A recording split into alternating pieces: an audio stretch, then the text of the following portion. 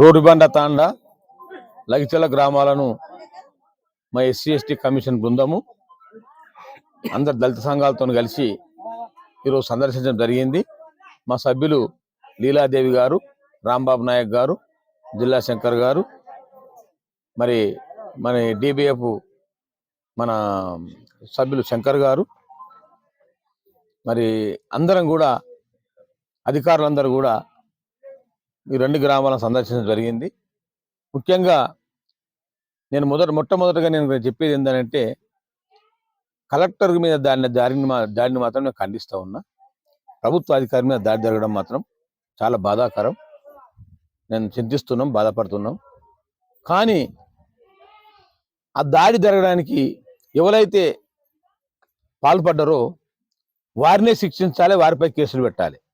కానీ ఆ దాడి పేరు మీద అమాయకులైన గిరిజనులను ఇలా జైళ్ళల్లో ఉంచిండ్రు.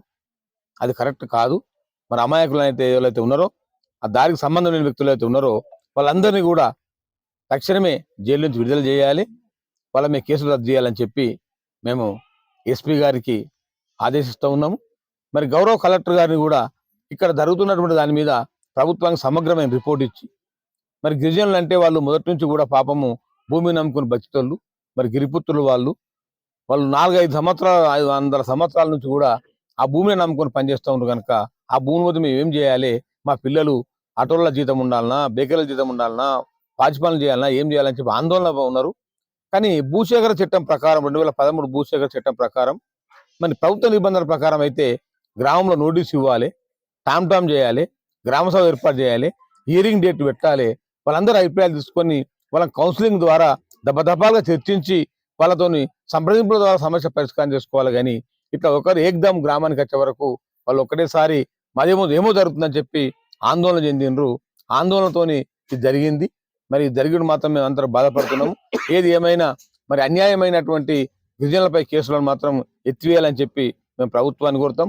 అవసరమైతే ముఖ్యమంత్రి గారికి కూడా కలిసి ఈ జరుగుతున్నటువంటి లగితల సంఘటన, రోడ్డుబండ, ఈవెన్ అకింపేట, పొలంపల్లి గ్రామాల్లో ఉన్న పరిస్థితులు మాత్రము మరి చక్కగా వివరించి మరి ఎస్సీ ఎస్టీ కమిషన్ తప్పకుండా మరి ప్రభుత్వానికి మరి ప్రత్యామ్నాయ మార్గాలు చూసుకొని వాళ్ళు వచ్చే పరిస్థితి లేరని కూడా మా ముఖ్యమంత్రి గారు చెప్పి వాళ్ళ గిరిజనులకు న్యాయం జరిగే విధంగా మరి మేము అందరం కూడా మేము ఎస్సీ ఎస్టీ కమిషన్ అండగా ఉంటుందని చెప్పి ఈ సందర్భంగా తెలియజేస్తా ఉన్నాను. నేను పోలీసు శాఖ వారిని కూడా ఆదేశిస్తున్నా ఏంటంటే, మీరు అనవసరంగా అమాయకుల గిరిజనులను వాళ్ళు ఎంబడబడకండి. వాళ్ళు ఏమంటారు అంటే మా భూములు తీసుకోవాలని చెప్పి మనం భయభ్రాంతులు చేస్తున్నారని చెప్పి వాళ్ళు చెప్తా ఉన్నారు. మరి వాళ్ళ మీద దాడులు ఆపేయాలి. మరి తక్షణమే వాళ్ళ మీద ప్రశాంత వాతావరణాన్ని 4 గ్రామాల్లో కల్పించవలసిన బాధ్యత మరి పోలీసు శాఖపై ఉన్నది మరి అని చెప్పి ఈ సందర్భంగా నేను తెలియజేస్తా ఉన్నాను.